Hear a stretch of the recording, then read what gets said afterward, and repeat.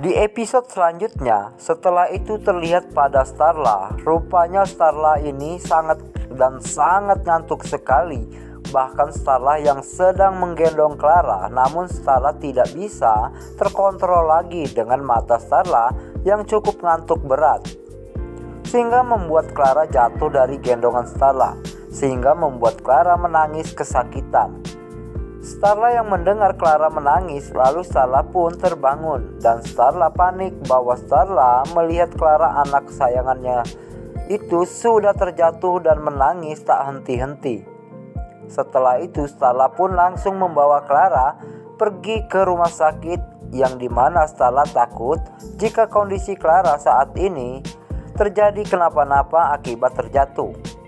Sewaktu Starla yang sedang menuju ke rumah sakit, lalu Starla untuk menghubungi Arya, dan Starla menceritakannya yang sebenar-benarnya pada Arya, bahwa Clara baru saja terjatuh, dan Starla bilang bahwa Starla saat ini sedang menuju ke rumah sakit terdekat untuk mengecek kondisi Clara yang baru saja terjatuh.